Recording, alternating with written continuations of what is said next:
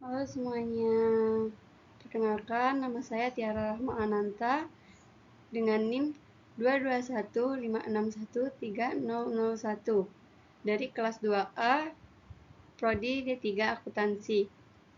Di sini saya akan mengulas kasus manipulasi laporan keuangan PT Kereta Api Indonesia.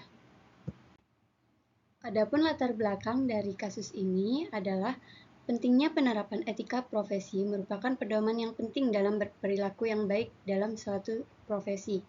Belakangan ini, banyak sekali pelanggaran dan kecurangan yang timbul akibat penerapan etika profesi yang tidak maksimal. Salah satunya, kasus yang terjadi pada PT KAI terdeteksi adanya kecurangan dalam penyajian laporan keuangan.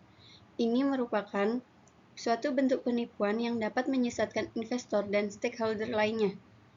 Diduga terjadi manipulasi data dalam laporan keuangan PT KAI tahun 2005. Perusahaan BUMN itu dicatat meraih keuntungan sebesar 6,9 miliar. Padahal, apabila diteliti dan dikaji lebih rinci, perusahaan justru menderita kerugian sebesar 63 miliar. Komisaris PT KAI Hekinus Manau yang juga dikenal sebagai Direktur Informasi dan Akuntansi Direktorat Jenderal Perbendaharaan Negara Departemen Keuangan mengatakan, laporan keuangan itu telah diaudit oleh Kantor Akuntan Publik Esmanan. Audit terhadap laporan keuangan PT KAI untuk tahun 2003 dan tahun-tahun sebelumnya dilakukan oleh BPK, sedangkan untuk tahun 2004 diaudit oleh BPK dan Akuntan Publik. Hasil audit tersebut kemudian diserahkan Direksi PT KAI untuk disetujui sebelum disampaikan dalam rapat umum pemegang saham dan Komisaris PT KAI, yaitu Hekinus Manau menolak menyetujui laporan keuangan PT KAI tahun 2005 yang telah diaudit oleh Akuntan Publik. Setelah hasil audit diteliti dengan seksama, ditemukan adanya kejanggalan dari laporan keuangan PT KAI tahun 2005 sebagai berikut. Yang pertama, pajak pihak ketiga sudah 3 tahun tidak pernah ditagih, tetapi dalam laporan keuangan itu dimasukkan sebagai pendapatan PT KAI selama 2005. Kewajiban PT KAI untuk membayar surat ketetapan pajak PPN sebesar 95,2 miliar yang diterbitkan oleh Direktorat Jenderal Pajak pada akhir tahun 2003 disajikan dalam laporan keuangan sebagai piutang atau tagihan kepada beberapa pelanggan yang seharusnya menanggung beban pajak itu. Padahal berdasarkan standar akuntansi, pajak pihak ketiga yang tidak pernah ditagih itu tidak bisa dimasukkan sebagai aset.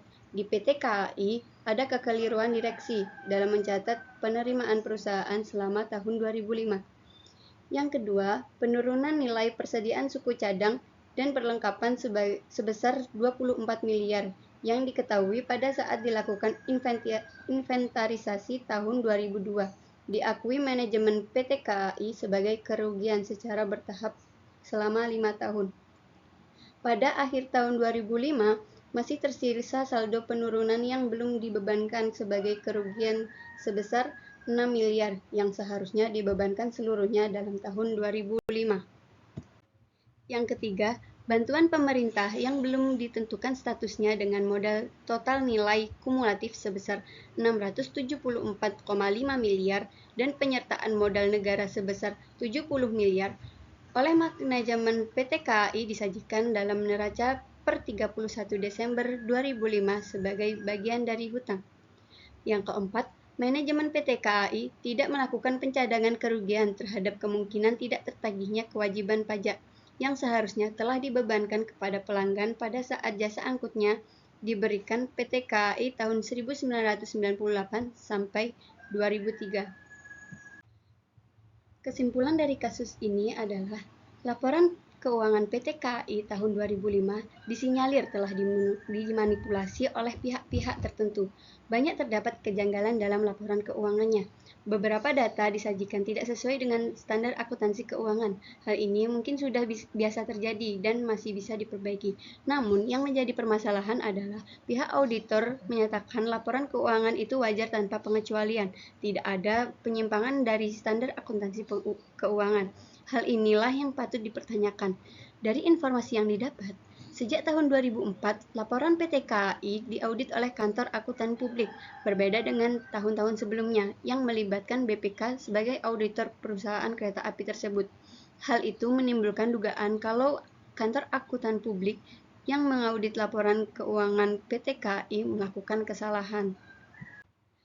Kasus ini telah melanggar subseksi yang pertama, integritas nomor P111.1 yang berbunyi, anggota harus mematuhi prinsip integritas yang mensyaratkan anggota untuk bersikap lugas dan jujur dalam semua hubungan profesional dan bisnis.